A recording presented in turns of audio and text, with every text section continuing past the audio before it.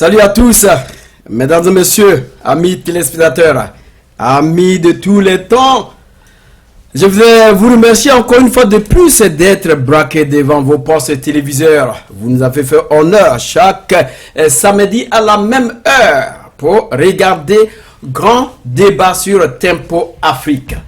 Avec mes panélistes, nous allons disséquer aujourd'hui le discours du président Robert Mugabe depuis l'Afrique du Sud. Ça fait plus de 20 ans que Robert Mugabe a visité l'Afrique du Sud depuis 1994. Il est président en exercice de l'Union africaine. Mes chers panélistes, je vais essayer dans un premier temps de vous dire que ce discours doit être pris en considération. Pour l'instant, je voulais rapidement vous présenter ces chers panélistes. À ma gauche, Monsieur Kenao Yves, que j'appelle chaque fois Bulldozer. Merci d'être avec moi. Merci Serge. À ma droite, Jean-Pierre Okito. Merci d'être avec nous aussi. Et Monsieur Kwamevi. Alors, vous n'étiez pas là. Ça fait un bon moment, Kwamevi. Yeah. Merci d'être avec nous. Nous avons aussi notre confrère Diawara Moussa en ligne. Diawara Moussa, est-ce que vous êtes en ligne? Oui, monsieur Cher, je suis en ligne. Merci de m'avoir invité. C'est un plaisir, un réel plaisir d'avoir l'occasion de participer à l'émission Grand Débat. C'est moi qui vous remercie. Et à la partie technique, monsieur Malik Sall. Voilà le discours du président Robert Mugabe. Il a, dans un premier temps, dénoncé le pillage des ressources naturelles par l'Occident. En deuxième position, il a accusé particulièrement les États-Unis, la France et la Grande-Bretagne qui aujourd'hui perturbent le monde arabe. Donc il a donné l'exemple de l'Irak et aussi de la Libye. Robert Mugabe a dit que l'Occident paye les ONG, c'est-à-dire les organisations non gouvernementales, comme informateurs, et voilà ce qu'il ressort. Les ONG sont mises en place par les gouvernements étrangers, européens, pour les informer sur nos actions, ce que nous faisons textuellement dans notre pays. Alors, ce sont des informateurs. En dernière position, ce que Robert Mugabe dit, nous n'allons pas nous soumettre à une justice en dehors de notre pays. Alors, mes panélistes sont là aujourd'hui pour qu'on puisse essayer de disséquer point par point ce discours. Alors, je voulais commencer par Moussa Diawara. Que vous inspirent ces points que je viens de citer, qui sont du discours de M. Robert Mugabe, président Zimbabwe? Merci encore une fois de plus, M. Serge. Merci, mes chers panélistes. Pour le point que M. Mugabe a souligné lors du sommet en Afrique du Sud, je pense qu'il a souligné pas mal de points quand il parle d'informateurs, les ONG qui viennent dans nos pays africains, quand il parle aussi à part la Russie et la Chine, que les autres pays membres de l'Union des Nations Unies ne sont pas favorables parce qu'ils veulent piller nos ressources. J'ai dit tout simplement qu'il a dit la vérité, ce qu'il a dit c'est pertinent. Robert Mugabe, il n'est pas né de la dernière pluie. Robert Mugabe, ce qu'il est en train de dire, il le dit en connaissance des causes. Je pense qu'en qualité du président de l'Union africaine, pour articuler certains mots, il va falloir y réfléchir longuement avant de leur dire. Mais entendre Robert Mugabe faire cette déclaration devant Dieu et devant les hommes, publiquement, il le dit en connaissance des causes. D'accord. Mais encore une fois de plus, il y a des pays africains qui le savent très bien que nous sommes là exploités par les Occidentaux. D'accord, je vais faire rapidement un tour d'horizon. Je crois que vous allez avoir le temps de pouvoir disséquer point par point ce discours. Inch'Allah, je l'espère, oui, je l'espère bien sûr. D'accord, je vais quand même laisser le soin à M. Kenao de parler rapidement du contenu de ce discours. Après, nous allons point par point disséquer ces points-là. Merci Serge. Je vais tout simplement vous dire que j'ai eu à admirer le courage de ce fils africain, de ce fils authentique, de cet homme qui, quand bien même vieux, voudrait dire au monde entier, avant de partir, toutes les vérités. Et ça, j'appelle ça une vérité de toujours. Tout ce que les gens ne peuvent pas dire. Oh, puisqu'il n'a rien à perdre, vous comprenez. Les jeunes chefs d'État vont dire, ah, si je le dis, demain je ne serai pas président. Il n'a rien à perdre. Il n'a rien à perdre. Il a plutôt à gagner. À son âge, après avoir dirigé plus d'une vingtaine d'années son pays, après avoir lutté pour l'indépendance de son pays, il est temps qu'il puisse dire la vérité. C'est comme, à l'heure actuelle, il est le mentor, comme les Américains le disent, les Anglais le disent, le mentor de toute cette classe politique africaine, de ces jeunes chefs d'État africains. Le maître à donner. Voilà. Et c'est lui maintenant qui est là derrière à les pousser, à leur donner ce que j'appelle le courage et la force de dire des choses, de prendre le risque. Avec 90 ans maintenant qu'il a. Voilà, de prendre le risque parce que tous les points, vous n'êtes pas sans savoir que il est traité de tout, de grand dictateur. Et je voudrais ici, par l'intermédiaire de Tempo Afrique TV, de faire comprendre à toute cette jeunesse estudiantine africaine que ce qu'ils entendent de Robert Mugabe n'est pas une vérité. C'est faux. Il n'est pas un dictateur. Il est un fils authentique du pays. Je vous remercie pour vous donnez le message à tout le peuple africain parce que je dis bien surtout à ces étudiants, surtout à ces étudiants qui se disent intellectuels aujourd'hui et la relève de demain. Si vraiment ils veulent libérer l'Afrique, s'ils pensent qu'ils souffrent sous le joug de l'Occident, ils doivent suivre l'exemple de Robert Mugabe et le soutenir. Alors, M. Jean-Pierre, que vous inspire le discours de M. Robert Mugabe rapidement? Oui, bon, dans le point par point. J'ai lu le discours, je l'ai écouté plus de 5 fois.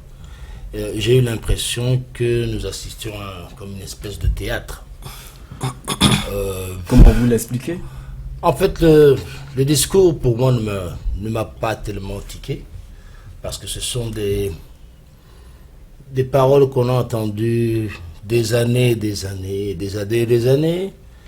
Mais j'aurais souhaité, je m'attendais à voir, comme tout le monde l'appelle, le grand Robert Mugabe, d'après une opinion que je ne partage pas vraiment. Je pensais que dans l'union, dans ce sommet de l'Union africaine, je pensais qu'il allait tirer les oreilles à ses petits frères, comme on dirait, ses petits frères africains. Comment il devait le faire? Mais en fait, il devait donner un discours, leur donner un discours, leur tirer les oreilles.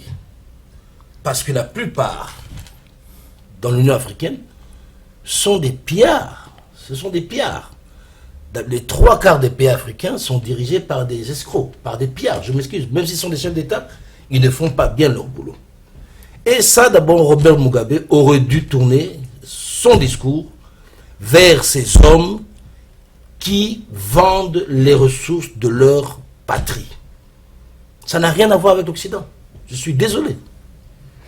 Pour moi, ce discours est un théâtre. D'accord. Alors, monsieur Kwamevi? Tout simplement, je partage le point de monsieur Jean-Pierre qui dit que Robert Mugabe devait faire un discours qui destinait devait tirer les oreilles aux autres chefs d'État qui représentent l'Occident et qui envoient nos ressources à l'Occident. Et que pour le discours même, c'est un bon discours. Mais du fait que ça vient de Mugabe, je pense que c'est un peu trop tard. Mugabe allait faire ce discours un peu tôt. Mais c'est maintenant qu'il est à la tête de l'Union africaine. Mugabe est un chef d'État. Il ne peut pas attendre d'être à la tête de l'Union africaine avant de dénoncer ce qui nous pille. Mais si vous le suivez... En tant que chef d'État, il peut déjà dénoncer. Donc le discours, c'est bien, mais c'est un peu tardif. D'accord, on vous a compris, peut-être que Jean-Pierre va intervenir tout à l'heure. Nous savons que M. Robert Mugabe s'est toujours débattu comme un beau diable partout. Oui, ça je le reconnais. Même chez lui. Yeah. Alors rapidement, Je vais passer la parole à notre confrère, Monsieur Diawara. Est-ce que vous êtes en ligne? Est-ce que vous partagez les mêmes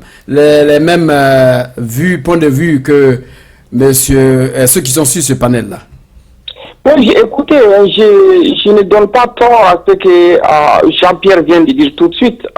Quelque part, pour une première fois, je le supporte à 70% d'une manière. Si je dis je le supporte à 70% d'une manière, on ne doit pas attendre d'être le président de l'Union africaine pour pouvoir se prononcer. On ne doit même pas attendre pour être un président d'une nation pour se prononcer sur le devenir et l'avenir de l'Afrique.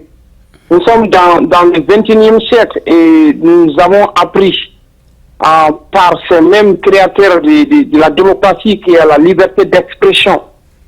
D'accord, en tant que simple citoyen, on peut s'exprimer.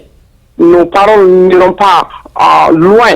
Mais en tant que chef d'État, j'ai l'impression que nos chefs d'État ont toujours eu peur de se prononcer sur l'avenir de l'Afrique et singulièrement sur l'avenir de leur propre nation. Nous avons vu des cas, ça n'en finit pas, je ne vais pas changer le débat. Mais ce que Jean-Pierre a dit, je suis carrément entièrement d'accord avec lui pour la simple raison que, avant qu'on ne parle de l'Union africaine, parlons même d'abord des États, État en État. Il y a des gens qui ont péri en centaines, par milliers dans la Méditerranée. Nos chefs d'État étaient incapables de se prononcer sur le drame qui s'est passé dans la Méditerranée. Mais ils sont pressés d'aller parader sur les Champs-Élysées pour supporter soi-disant terrorisme. Donc, je dirais tout simplement que Jean-Pierre a raison, je le supporte dans son sens. D'accord, pour vous emboîter le pas, ils sont allés sur les Champs-Élysées pleurer Charlie comme on l'a vu avec le président béninois Yahi Boni. Oui. Alors, monsieur Yves Kenao, est-ce que vous partagez le même avis que monsieur Jean-Pierre, monsieur Kwamevi et Diawara? En tout cas, je ne le partage pas. Pour être honnête. L'honnêteté intellectuelle m'oblige de vous dire que je ne le partage pas. Les chefs d'État africains se sont réunis en Afrique du Sud pour parler des problèmes auxquels se confronte le continent africain. Et parmi ces problèmes, il y a ce pillage. Monsieur Yves, vous n'êtes pas sans savoir que vous attendez, monsieur Kwamevi. Je crois que vous allez avoir la parole tout à l'heure. Oui, je voulais tout simplement rappeler à monsieur Yves que ces problèmes ne datent pas d'aujourd'hui. Donc, c'est pourquoi je disais que le message, le discours était venu un peu tardivement. Monsieur Mugabe allait dénoncer ça. Vous allez un peu plus tôt. En profondeur de votre opinion tout à l'heure. Donc, vous m'entendez. Alors, monsieur Kenao, je reviens rapidement à vous. Voilà, comme ils disent que c'est trop tard, vaut mieux tard que jamais. On dit souvent, vaut mieux tard que jamais. Continuez de développer votre Je vous disais que les pays africains se sont réunis pour parler des problèmes auxquels se confronte le continent africain. Et parmi ce problème se trouve que le continent ne se retrouve pas, c'est parce que il est sous influence de l'extérieur. C'est ça que je voudrais que les intellectuels et les panélistes comprennent. Ce n'est pas parce que les Africains ne se retrouvent pas, parce que ce sont les chefs d'État, mais l'Afrique ne se retrouve pas parce que l'Afrique est sous influence étrangère. C'est tout le problème. Quiconque chef d'État africain, nous ici sur ce plateau, si demain par la grâce de Dieu on devenait président, d'autres jeunes nous appelleront pour nous répéter le langage que nous tenons aujourd'hui. C'est justement parce que, avant d'être président, comme vous le dites vous-même bien, vous devez aller chercher une clé à l'Occident. Et si vous n'avez pas cette clé à l'Occident, vous n'êtes pas président. Qui d'entre vous ici peut être président sans aller chercher la clé en Occident? Et quand il revient, va-t-il faire ce qu'il est parti chercher la clé pour faire ou pas? Donc, quelque part... Voulez-vous insinuer, monsieur Kenao, que l'Africain est un être humain faible? Laissez que je finisse mon raisonnement avant que Je crois que Jean-Pierre, avant que je ne perde Jean-Pierre, vous allez donner votre point de vue. Avant que je ne perde le cette fil. raison qui nous amène à être là. Alors, Kenao, poursuivez rapidement. Avant que je ne perde le fil. Donc je disais que ce n'est pas parce que M. Mugabe n'a pas vu que ses frères africains sont en train de dilapider les ressources africaines. Il l'a vu. Mais il n'a fait qu'attaquer le mal par sa racine. C'est tout le problème. Et si vous voulez le comprendre comme ça, prenez-le comme ça. Vous dites attaquer ou dénoncer? Non, attaquer le problème. Quand est-ce qu'il a attaqué ça? C'est ce que j'appelle dénoncer. C'est une attaque. Monsieur Non, Yves, c'est pas dans possible. votre... D'accord, on ne doit pas, vous n'allez pas intervenir en pêle-mêle. qui- Non, on ne sait pas. Je voulais tout simplement rappeler à monsieur Yves que dans ta première intervention, vous avez dit que monsieur Mugabe n'a rien à perdre. Ouais. Puisqu'il est vieux, il ne lutte pour le pouvoir. Voilà, vous me rejoignez.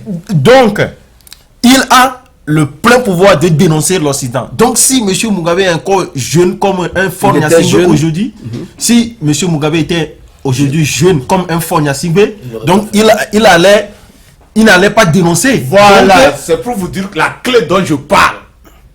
c'est pourquoi je dis que le discours de Mugabe était venu un peu plus tard. D'accord. Parce que si aujourd'hui on a combien de jeunes présidents en Afrique, s'ils doivent se taire, supporter l'Occident, piller nos ressources. D'accord, il faut laissez-le aller jusqu'au bout de sa peine. Il faudrait qu'on le laisse. Allez-y. Non, c'est ce que je dis. Je vous comprends. Je vais Tu vous ne passer. dois pas être vieux avant de dénoncer. Monsieur Kameli, Tu peux, comme Sankara. Sankara a dénoncé cette prise. Je suis d'accord cette avec prise de vous. pouvoir. Je vais il vous est mourir passer la un parole. digne fille d'Afrique. Ok. Monsieur Kenao, est-ce que vous avez terminé?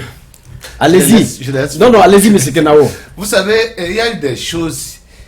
Et pour ce genre de discussion, pour ce genre d'analyse, il faut qu'on soit sérieux. Le continent africain, ce n'est pas parce qu'il n'a pas de fils et de filles dignes. Je le vous répète. Tous les Africains, quand ils sont politiciens jeunes, ils ont la même force, la même volonté de libérer par une baguette magique l'Afrique. Mais lorsqu'ils vont pour chercher cette fameuse clé, et quand ils reviennent, vous ne les reconnaissez plus. Et quiconque vous mettez D'accord. en Afrique sans avoir attaqué le problème à sa racine, dénoncer le problème qui est l'influence extérieure, faire un effort pour sortir de l'influence extérieure, mes chers amis panélistes, on sera encore une fois à l'âge de 90 ans ou 100 ans devant ces caméras répétant la même chose. Je vous D'accord. remercie. Merci, monsieur Kenao. Je crois, Jean-Pierre, tout à l'heure, vous étiez un peu excité. Là, vous avez la parole. Non, en fait, je ne peux pas. Bon, écoutez, bon, peut-être que je suis allé trop en besogne. Mais en fait, si on veut aider l'Afrique, je pense, il faut aider d'abord le mental africain. Et en aidant le mental africain, c'est d'abord aider la mémoire de l'Afrique, la mémoire des Africains. Il faut prendre la genèse avec Robert Mugabe. Moi, je l'ai toujours dit. L'homme a été un dictateur pendant 20 ans. L'homme s'est comporté comme ces jeunes qui sont aujourd'hui à la tête des pays africains, qui se comportent identiques comme il l'était il y a 30 ans ou 20 ans. Alors, je me demande, un mentor de ce gabarit, à la tête de l'Union africaine, entouré de petits pillards qui sont en train de le copier, Mugabe 20 ans passés, et le grand maître, le grand Mugabe arrive, au lieu de faire la leçon, au lieu de reprocher à ces jeunes en leur disant « ne faites pas comme moi », Je crois que c'est le point que vous avez cité ne tout à l'heure. faites pas comme moi, je viens d'appauvrir le Zimbabwe dans un état piteux, avant-dernier. C'est ça le discours d'un aîné, d'un parent, d'un sage. C'est de dire, ne faites pas ce que j'ai fait. Peut-être qu'il n'avait pas la même vision que vous, monsieur. Non, Jean-Pierre. c'est pas une question de vision. Je vous dis, quand on est un grand de cette taille, comme l'Afrique veut le prendre aujourd'hui, pas moi, mais l'Afrique, il doit d'abord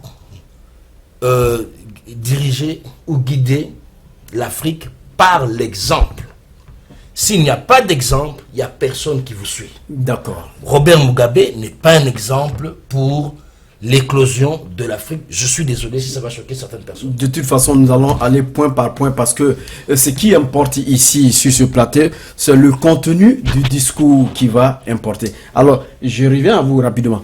Monsieur Kwamevi. Bon, moi, je vois monsieur Mugabe comme non un dictateur, mais un homme de discipline. Contrairement à monsieur Jean-Pierre qui clame que monsieur Mugabe est un dictateur. Si nous ne devons pas copier les Européens ou les Occidentaux ou les Américains point par point.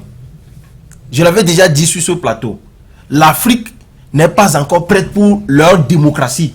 Nous devons faire la démocratie à notre manière en Afrique. Par exemple, Mugabe, c'est un régime dictatorial, mais un régime dictatorial ne veut pas dire que le pays ne fonctionne pas. Ça fait combien de temps il est au pouvoir? Voilà. Il dure au pouvoir, ça ne veut pas dire qu'il n'a pas travaillé. D'accord, je crois qu'on va dénouer tout à l'heure. Allez-y, allez-y. Donc, monsieur Mugabe, moi, je disais que si je serais un politicien, je suivrais Robert Mugabe comme un modèle. D'accord. Alors, monsieur Diawara, est-ce que vous êtes en ligne? Oui, je suis On ne là, vous a pas oublié, hein, on fait un tour de table. Très passionnément. Écoutez, moi, je vais vous dire ceci. Hein. Moi, Mugabe, c'est quelqu'un de très sage. Mugabe, c'est quelqu'un qui peut être considéré comme une référence. Mais une chose est là, Mugabe, dans son discours, je ne le suis pas. Je ne le suis pas, bien vrai que je suis un fan de Mugabe, si je peux le dire, pour la simple raison que Mugabe, là où il a fait cette déclaration-là, en Afrique du Sud, il y a quelques mois de cela, ces mêmes Sud-Africains, ces mêmes Zoulous Sud-Africains s'étaient révoltés contre qui? Contre des frères africains qui ont eu à tuer des gens, qui ont eu à piller leurs biens. Ils ont même critiqué le étaient discours. ces gens-là? Ces gens-là étaient venus tout paisiblement des autres pays où il y avait des guerres. Ils avaient fui leur pays pour venir chercher refuge en Afrique du Sud et qui ont été attaqués pour tout simplement avoir travaillé là-bas. Je crois que ça, c'est... Mugabe, en qualité de président de l'Union africaine, moi j'attendais de lui à ce qu'il dénonce que le monde entier l'entende. Mais au lieu de le faire, ce sont des déclarations faramineuses qu'on a entendues. Mais il a dénoncé cela. Même Robert Mugabe Monsieur Diawara. de s'attaquer à l'Occident. Monsieur Diawara. Oui. Dans ce discours, si vous allez dans les informations, il a dénoncé cela. Je n'en disconviens pas, monsieur Cherche. Il a dénoncé. Quand est-ce qu'il a dénoncé? Il faut battre le fer quand il est chaud. Quand il y a un événement, en tant que président de l'Union africaine, il faut apparaître. Pendant que l'action s'est passée, il faut le dénoncer vigoureusement. Il ne faut pas attendre 2 semaines, 3 semaines, sinon 3 mois après pour le dénoncer. Non, mais je vous reprends encore qu'il a fait, monsieur Diawara. Il l'a fait. Si vous avez quand même suivi les informations, il l'a fait. Il l'a fait. Je ne dis pas qu'il ne l'a pas fait. Je dis la manière de le faire, il pouvait faire mieux. Il a annoncé son discours dont nous parlons présentement. Ce discours-là, pourquoi nous le parlions? Parce qu'il a dénoncé ça comme il le veut. Il a dénoncé ça avec la manière forte. Et c'est de cette même manière forte-là que je voulais que Robert Mugabe dénonce ce qui s'est passé en Afrique du Sud. C'est pas qu'il n'a pas dénoncé, mais sa manière de le dénoncer, je trouve que c'était moche. D'accord, on vous a compris, monsieur Diawara. Restez toujours en ligne, monsieur Diawara. Alors, monsieur Kenao. Voilà, avant de revenir un peu sur cette déclaration, je voudrais dire à mon ami Moussa que je partage entièrement son point de vue. Il y a eu ce naufrage au niveau de la Méditerranée. Je n'ai pas vu l'Union africaine faire des déclarations sérieuses. Il y a eu ce massacre. Le Boko Haram aussi, là? Un instant, il y a ce massacre de l'Afrique du Sud. Moi, j'appelle ça massacre. Mais on n'a pas entendu l'Union africaine. Et curieusement, c'est l'ONU qui informe l'ONU, l'UNESCO qui informe toujours l'Union africaine. Ça, c'est un autre débat. Mais monsieur Moussa, vous avez bien fait de souligner ce point. On devrait, le jour J, le jour même que ça se passe, l'Afrique tout entière devrait dénoncer ça par l'intermédiaire de l'Union africaine qui ne se fait pas. Et je demande à l'Union africaine de prendre toutes ses responsabilités pour que de telles choses ne se répètent plus par l'avenir. Boko Haram, c'est la même chose. Boko Haram, tous les gens de l'Union africaine n'informent même pas les Africains. Or, ce devrait être son devoir de nous informer de ce qui se passe sur notre continent. Revenons un tout petit peu sur la personne de M. Mugabe, qui aujourd'hui, moi, je trouve, quel que soit ce qu'il a fait durant les 20 ans, ou les 30 ans, ou les 40 ans au pouvoir, je vous dis que dans cette vie, vous ne pouvez pas être parfait. Vous pouvez, prenons le cas d'un bon joueur, vous pouvez rater 1000 buts au cours d'une finale. Mais le seul que vous allez marquer à la toute dernière seconde du match vous donne la coupe. C'est ce but-là seulement qu'on va garder dans la mémoire. Monsieur Mugabe peut tout faire, peut être le plus grand dictateur du monde entier. Mais une fois que ce dictateur peut dire à celui-là qui nous met le doigt dans les yeux que je sais ce que tu fais à mes fils, tu sais ce que tu fais à mes filles, c'est ça qui retirera dans notre tête, dans notre mémoire jusqu'à nos morts.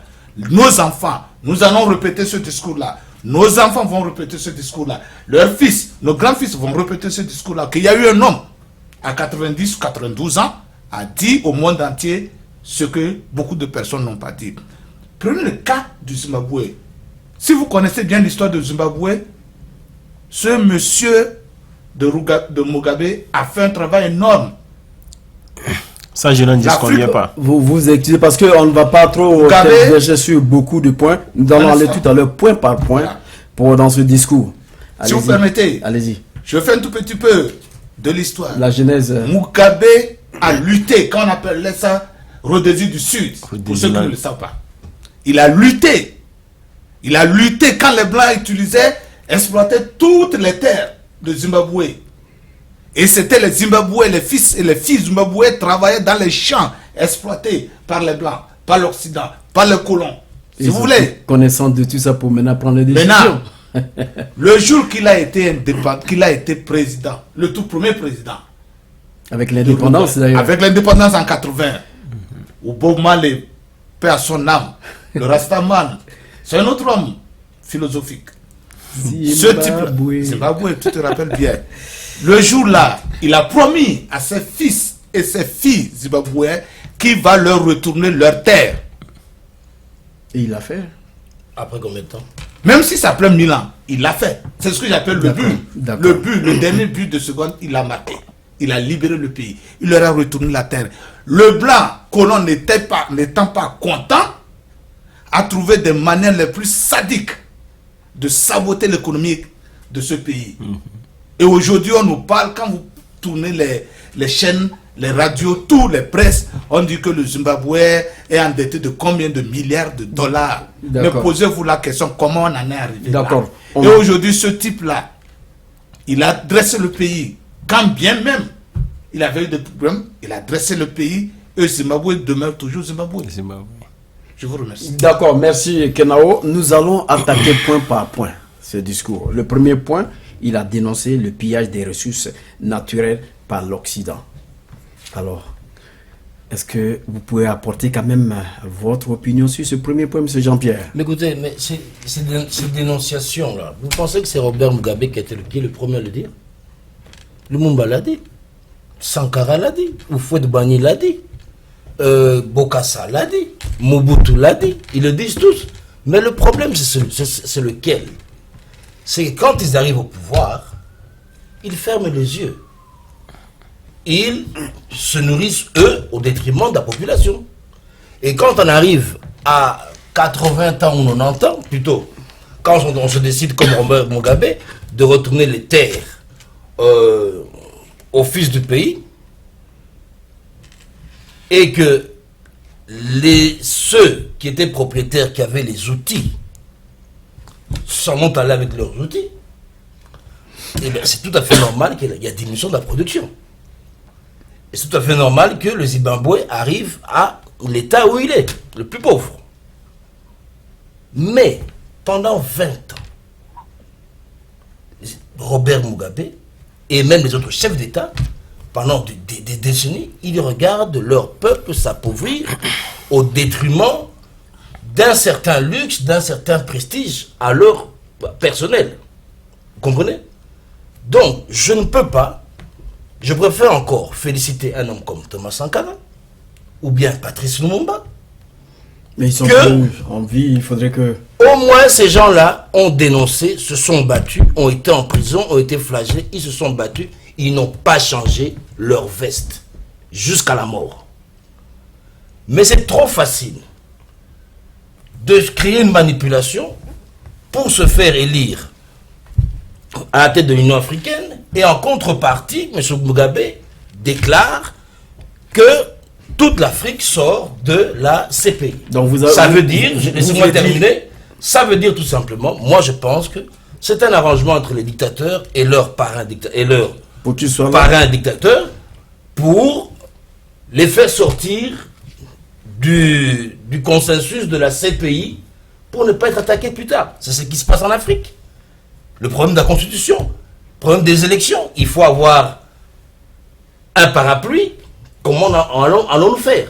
Et ces petits dictateurs, ces escrocs qui pillent chaque pays africain, mettent à la tête un homme qui n'a rien à perdre justement, et qui va dire tout haut, pour faire bouger un peu les choses, et déclarer que l'Afrique ne fait plus partie de la CPI. Voilà le tour, voilà ce qui se passe. Mais l'Afrique ne peut pas faire partie de la CPI non, sans qu'elle prenne de l'action. Hein. Justement. Donc, est-ce que Robert Mugabe condamne-t-il Pierre Nkurunziza? Est-ce que Robert Mugabe condamne-t-il M. Kabila?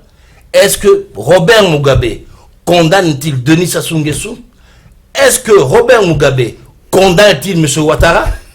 Est-ce que, mais quel est finalement le devoir et la responsabilité d'un chef d'État de l'Union africaine, avec toute la sagesse comme vous voulez lui donner, et qui n'utilise pas sa sagesse pour la transmettre à ses... Non, moi, c'est que Robert Mugabe devrait dire à tous ces chefs d'État dictateurs, ayez le courage de vous livrer vous-même à la CPI. Voilà. C'est comme ça qu'on fixe, qu'on arrange les choses. Mais ce n'est pas en s'entourant de pillards comme un Ali Baba, les 40 voleurs, et donner un discours. On a été systémé au Congo Zaïre. Voilà, c'est eux qui nous pillent, mais ces gens-là, vous savez, je me suis mis à la place de Tony Blair, de Bush, en écoutant ce discours. Ces deux-là se sont mis assis. Ils se disent comme ça, mais que fait ce Bolobo? Qu'est-ce qu'il est en train de dire? Ce Bolobo de noir. Mais s'il est vivant jusqu'à 90 ans, mais c'est grâce à nous. Si on voulait le bousiller, on l'aurait déjà bousillé. Il n'a pas vu ce qu'on a fait à Kadhafi. Vous n'êtes pas vu ce qu'on a fait à Saddam Mugabe, Jean-Pierre. Comment? Maintenant, écoutez, quand il a donné des exemples comme Saddam Hussein et Kadhafi. Moi, à sa place, j'aurais eu honte de donner cet exemple. D'accord. Parce qu'il les a regardés mourir. Il n'a rien dit. D'accord, on va revenir tout à l'heure à vous. Monsieur Pamevi.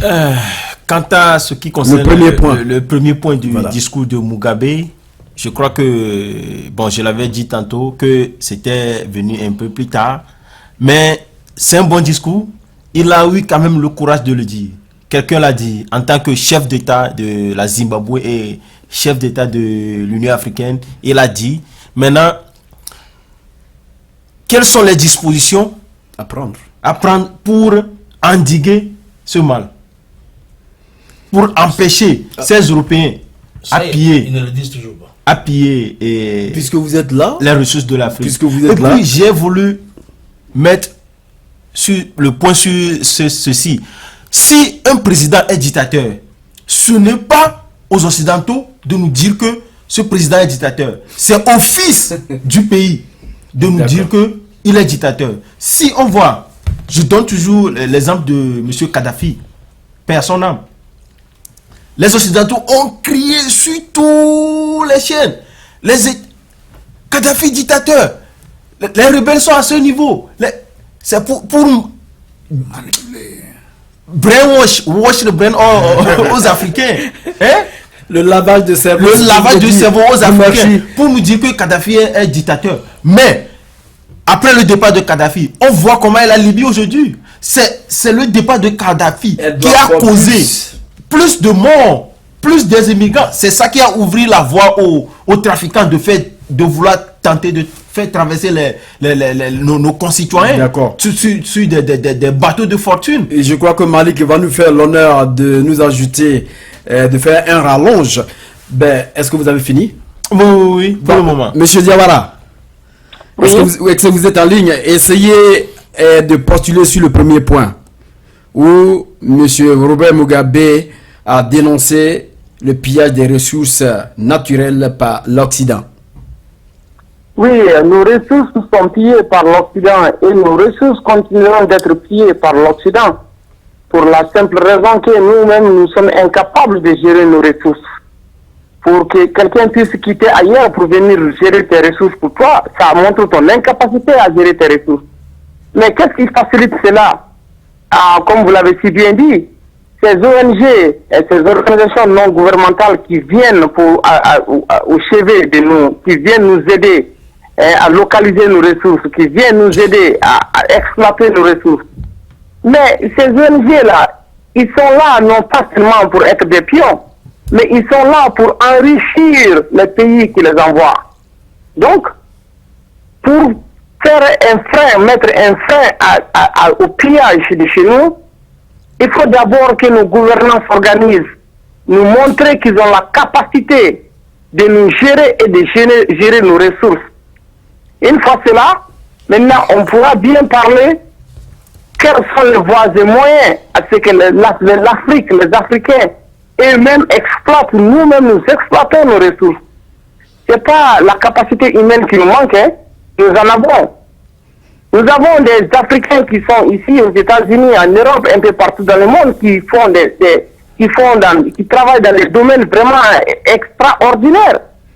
Des Africains qui travaillent avec la NASA ou bien qui envoient des sujets sur la NASA. Oui, nous avons un Malien.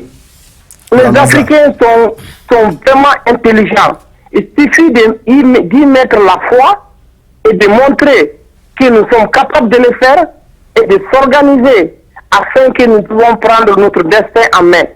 Mais à ce que nous assistons aujourd'hui, je ne dis pas que c'est pour cette année, je ne dis pas que c'est pour l'année prochaine.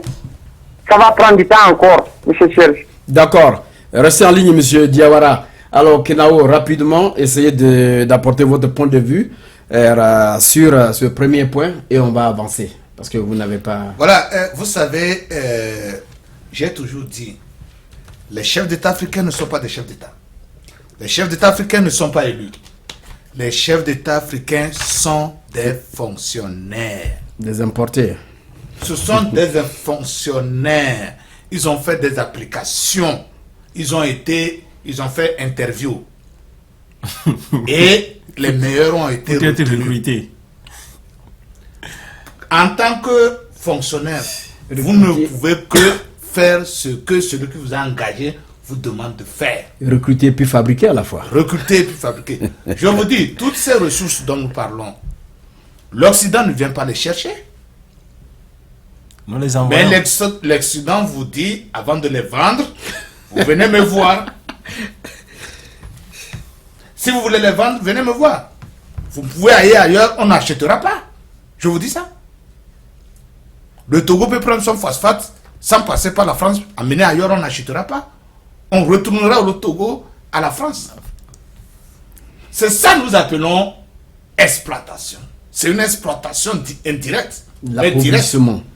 L'approvisionnement. L'exploitation. Alors je vous dis, cessez, monsieur le journaliste, dites à vos téléspectateurs de dire à leurs responsables, à leurs politiciens, s'ils veulent vraiment le bien de l'Afrique. S'ils ne veulent pas des dictateurs, ce n'est pas ceux qui sont au pouvoir dans leur pays qui sont dictateurs. Ils sont de bons fils. Mais dites-leur de ne pas aller chercher la clé à l'étranger lorsqu'ils veulent être président. C'est tout. On vous a toujours compris. Vous restez sur votre point qui fait de vous vraiment un homme comment dirais-je, qui n'est pas tendre avec ses chefs d'État. Monsieur Jean-Pierre, je crois qu'on va attaquer le deuxième point où les ONG sont mises en place par les gouvernements étrangers, européens, pour uniquement informer ces gens-là de ce que font les Africains. C'est pour cette raison qu'ils sont installés là. Alors, qu'est-ce que... Écoutez, je crois que dans le discours, il y a eu un point qui m'a vraiment tiqué. Toujours en rapport avec... je crois que c'est on va venir à ce point. Non, je veux répondre par ce que je veux dire. Il a parlé du budget de l'Union africaine. Comment pouvez-vous l'expliquer qu'il y a 53 pays en Afrique, il n'y a aucun de ces pays qui donne une contribution pour gonfler le budget de l'Union africaine? D'accord? Et que le seul chef d'État qui donnait de sa poche, de son pays, le budget africain, c'était Muammar Kadhafi. D'accord? Nous l'avons vu avec... C'est-à-dire que dans tous les 53 pays africains, excepté le Maroc, il n'y avait que la Libye ou Kadhafi qui fournissait l'argent pour le budget de l'Union africaine. Et M. Robert Mugabe, dans son discours, demande à ce que, je crois que c'était la conclusion de son discours, il demande aux chefs d'État africains d'essayer de donner leur contribution pour créer le budget de l'Union africaine. C'est pourquoi? C'est pour être autonome. D'accord? Parce qu'il voit que... C'est pour que l'Union africaine soit autonome et indépendante de tout l'extérieur. Mais ma question maintenant, c'est celle-ci. Donc il a bien parlé. Non, écoutez, les belles paroles, tout le monde peut le dire. C'est comme la Bible, c'est comme le Coran. Tout ce qui est dedans est très beau. Vous pouvez réciter, c'est beau à entendre. Mais le problème, c'est celui-ci. Comment se fait-il que ce monsieur parle de contribution aujourd'hui à 90 ans et que pendant que lui luttait, soi-disant, pour l'Afrique, il n'a jamais contribué. Et vous vous étonnez aujourd'hui qu'il y ait des ONG, soi-disant, qu'on envoie, des organismes à non but lucratif ou je ne sais quoi qu'on envoie pour, soi-disant, contrôler. Ce sont les informateurs. Informateurs de quoi? L'Union africaine, vous n'avez pas de budget. Vous allez commander à l'extérieur. L'extérieur vous donne de l'argent, de la liquidité. Et l'extérieur, connaissant bien la race africaine, ils sont faibles devant l'argent. Qu'est-ce que vous voulez qu'ils fassent? Mais ils sont là, ils contrôlent. À chacun son intérêt. C'est pas une question d'intérêt, c'est mes avoirs que je contrôle. C'est logique. C'est logique, c'est mes avoirs. Je vous prête pour que vous me remboursiez. Et l'Africain oublie que quand on emprunte de l'argent et qu'il faut rembourser et qu'on n'a pas d'argent. Et comprenez, c'est là où je n'aime pas beaucoup quand on dit que l'Africain est intelligent. L'Africain, l'homme blanc, il ne dit jamais qu'il est intelligent, il le montre. L'Africain n'est pas intelligent. Parce que n'ayant rien, est-ce que vous pouvez dire n'ayant rien dans ses caisses, il va s'endetter. D'accord? Ça veut dire que ces chefs d'État africains ne sont en fait pas intelligents. Mais qu'il faut trouver des Africains intelligents qui savent où le principe est connu dans le monde. Quand tu n'as pas d'argent, tu ne peux pas aller t'endetter. Si tu n'as pas de ressources pour rembourser. Alors, quand ces hommes savent... Mais on vous oblige aussi à être endetté. On oblige personne. Parce qu'on l'a vu au niveau du Mali, où le président qui est actuellement là a refusé de pouvoir s'endetter auprès du FMI. Et puis, on l'a tué? Mais on ne l'a pas tué, non, il a refusé. Mais alors, il faut applaudir. Même le Ghana aussi. Mais voilà, pourquoi les autres ne le font pas?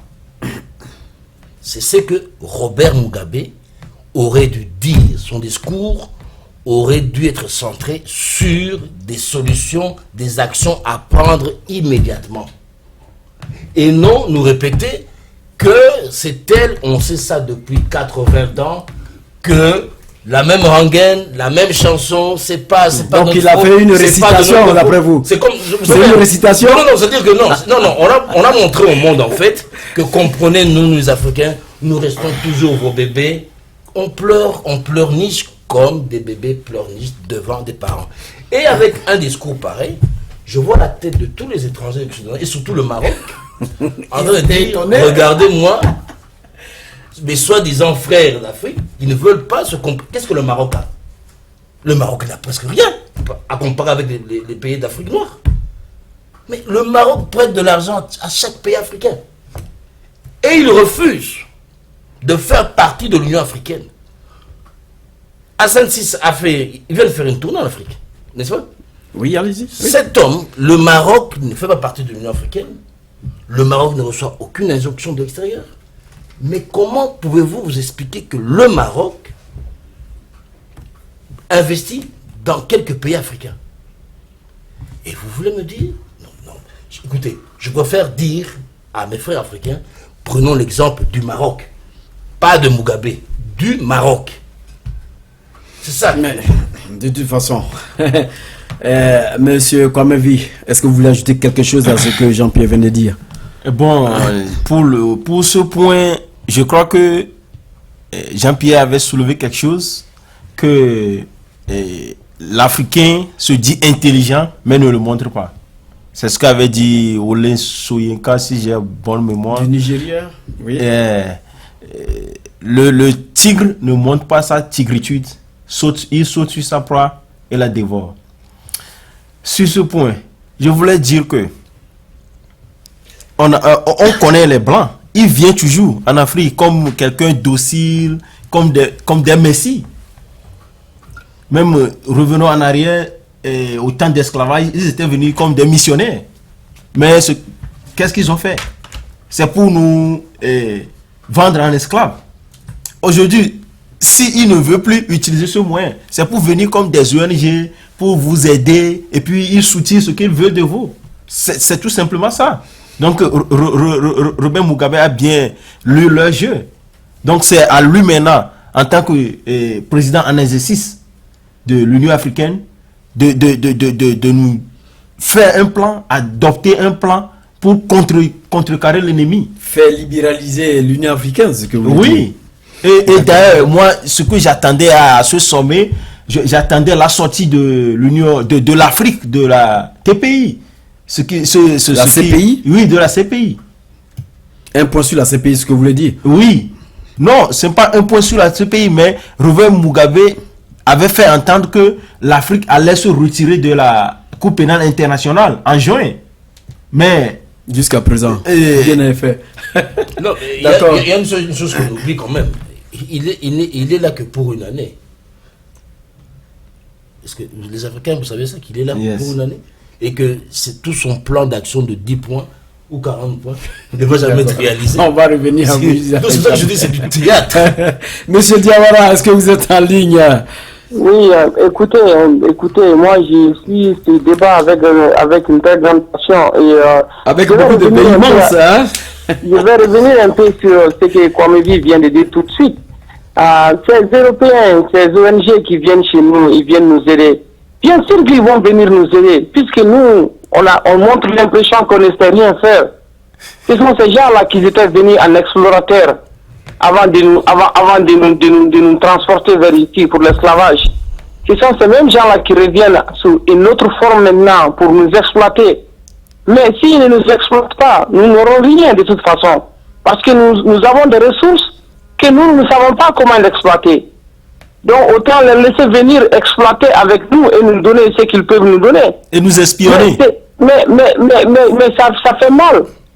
Ça fait très mal de voir que jusqu'à de nos jours, en ce 21e siècle, jusqu'à présent, l'Afrique continue de parler de ces mêmes problèmes. Bon, et quand Robert Mugabe dit ceci, Robert Mugabe dit cela, Robert Mugabe, encore une fois de plus, je le répète, c'est quelqu'un à qui j'ai beaucoup d'admiration.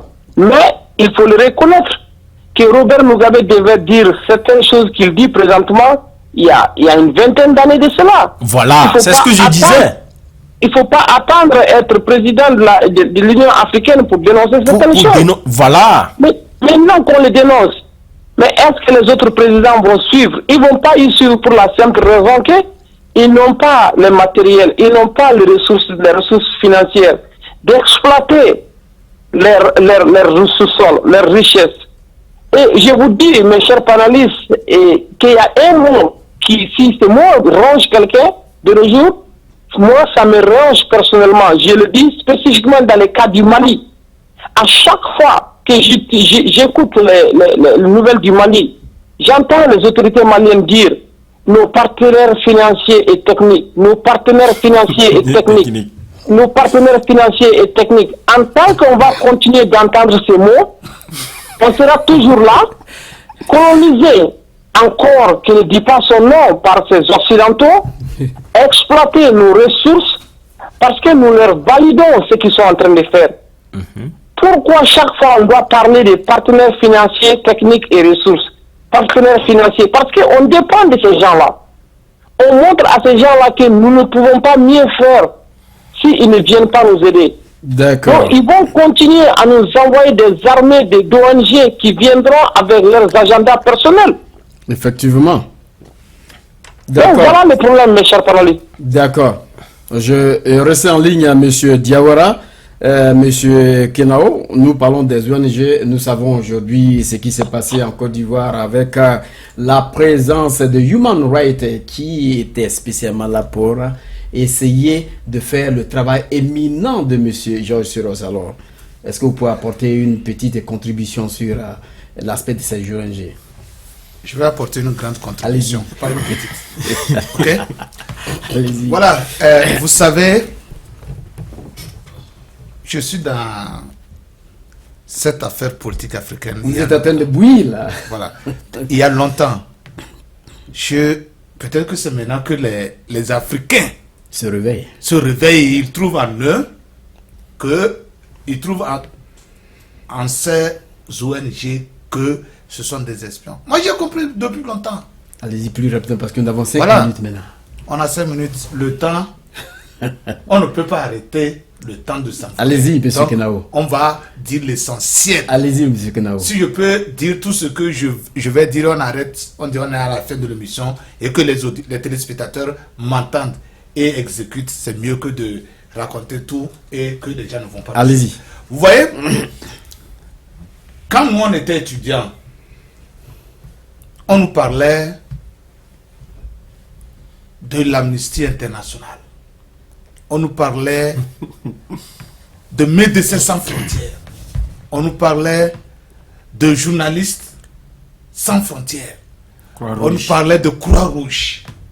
On nous parlait des droits des droits de l'homme. Tout ce que je viens de vous citer là, c'est un groupe de ce que j'appelle mercenaires.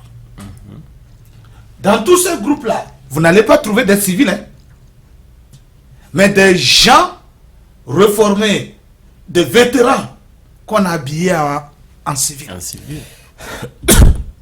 Vous donnez en même temps votre dernier mot. Voilà. Hein? Je vais dire ceci. On n'a pas fini. Il y a un point qu'on va aborder. Vous voyez? Donc, ça fait que les Africains qui sont à la recherche d'un Messie, d'un sauveur, ont cru. Voilà. Ceux-là vont venir nous aider. Les gens se sont mis dans la rue pour que les militaires tirent sur eux. Comme ça, l'Amnesty International va parler. C'est ça. Et les politiciens poussaient les gens dans les rues juste pour amener l'Amnesty International à filmer, à en parler. Et ce sont les citoyens qui mouraient. Allez-y sur les ONG. Rapidement. Voilà. Amnesty International, c'est une ONG. Allez-y, allez-y. Voilà. Vous me dites d'aller sur les... Non, mais continuez. Quand tu parles d'Amnesty International, voilà. Je me rappelle voilà. directement de Pierre Pierre Sané. Quand vous Sané. prenez les Croix-Rouges, la Croix-Rouge, de par son nom, est censée sauver la vie des gens. Mais bizarrement, les politiciens mettent des armements, des munitions dans les ambulances des Croix-Rouges avec logo Croix-Rouge. Et pour exécuter les sales besoins. Avec des Et le tirailleurs feu spéciaux. Gaddafi, avec des tirailleurs spéciaux. Yeah. Monsieur Gaddafi, perd son âme. Je m'incline sur sa dépouille martèle. Ce type a vite compris. Il les a interdits. Une croix rouge qui passe, on fouille tout. Prenons le cas de ces convois de nourriture, qu'on dit on envoie de nourriture aux réfugiés. Vous savez, ce sont des munitions, ce sont des armes, l'aide alimentaire. Alors c'est maintenant que les Africains comprennent que ce sont des trucs. Non, mais on a compris depuis. Mais qui peut vous croire quand les gens disent que Mugabe devrait dire ça depuis longtemps? Qui allait le croire? Quand Gaddafi a interdit cela, a commencé à fouiller les ambulances, les aides alimentaires, on a crié sur lui qu'il était dictateur. Et c'est encore, ces cris-là ne viennent que de l'extérieur, pas des peuples africains. Si nous ne cessons pas de croire que tout ce qui vient de l'Occident, de l'étranger, est une parole biblique que nous allons avaler, si nous ne cessons pas de croire cela, mon ami Serge, je vous remercie. D'accord. Est-ce que vous avez fini? Parce que c'est le dernier mot. On va clore cette émission. On n'a plus. Mais tout ce que j'ai, mon dernier mot, c'est de dire à nos chers téléspectateurs, surtout à la jeunesse estudiantine africaine. Je le dis, je le répète encore. Tous les mots de l'Afrique viennent de cette jeunesse estudiantine qui pense que tout ce qu'elle lit dans les livres, tout ce qu'elle voit à la télé, sur ces chaînes que vous pouvez citer, sur ces radios, RFI et consorts, que c'est la vérité absolue et que c'est l'autre qui fait mal. Mugabe ne peut pas tuer son peuple. Gaddafi ne peut pas exterminer son peuple. Mais que cela cesse de nous dire et que nos jeunes frères naïfs puissent croire que c'est une parole biblique. S'il vous plaît, relisez vos phrases, relisez encore les mots 2-3 fois avant de vous agiter. Je vous remercie. Comme le dirait mon ami, l'Africain n'aime pas lire, il prend seulement le début du livre, et puis bon d'accord, il arrive vers le milieu, il laisse. Alors que au milieu se trouve même la richesse, la réussite. Alors Jean-Pierre, votre dernier mot avant de clore cette émission. Mon dernier mot, je sais que Robert, en fait, je voulais rappeler que... Rapidement, vous avez une minute, Jean-Pierre. L'Africain a une mémoire courte, parce que la dernière apparition de Kadhafi aux Nations Unies, il a dit pire que ce que Mugabe a dit. Yeah. Il a même jeté la chasse de l'ONU. Il a même déchiré la chasse Et de c'est ce l'ONU. qu'il a tué. Il est où? Non, Allez-y. Il n'y a pas de problème. C'est pour dire que à côté de Kadhafi, Mugabe, c'est rien. C'est rien du tout. Donc, je ne préfère pas que les peuples africains puissent prendre cet homme comme un exemple. Je préfère que nous en restons avec Thomas Sankara, Patrice Emery Lumumba, Kwame Nkrumah, c'est bon. Et Haïlé Sélassié, ça va. Alors, monsieur Kwamevi, votre dernier mot. Je voulais tout simplement lancer un appel aux chefs d'État africains d'emboîter le pas à Robert Mugabe. Et puis, ça va arriver. Si nous prenons, par exemple, au temps de nos indépendances, quelques pays ont commencé et l'autre ont suivi. Et puis, l'Occident n'a plus le choix. Il nous a laissé nos indépendances. Si, par exemple, d'autres chefs d'État emboîtent le pas, 1, 2, 3, 4, 5 chefs d'État emboîtent le pas à Robert Mugabe maintenant, l'Occident dira que, quelque chose a changé et il va changer aussi sa stratégie. Peut-être que ça nous aidera. Alors, monsieur Diawara, est-ce que vous êtes en ligne? Oui, merci. Et rapidement, votre dernier mot, c'était un débat vraiment intéressant. Et mon mot de fin, c'est quoi? Je dirais aux chefs d'État africains que vraiment l'heure est venue de prendre ses responsabilités. Quand on veut être un chef d'État, il faut avoir la caricature d'un chef d'État pour diriger un État. Mais ne soyez pas des chefs d'État, vous faire élire pour faire plaire à l'Occident ou bien faire l'affaire de vos intérêts personnels. Donc, je sais que l'Afrique a des vaillants présidents, l'Afrique a des intellectuels, et je sais que si on mettait les hommes qu'il faut à la place qu'il faut, l'Afrique peut devenir le nouveau monde. On parle des États-Unis aujourd'hui, il y a 20 ans de cela, on ne parle pas de l'Asie, de la Chine. Mais aujourd'hui, vous voyez, la Chine est en train de concurrencer avec les États-Unis. La Russie était la puissance d'avant. Qu'est-ce qui est devenu à la Russie? La Russie a régressé.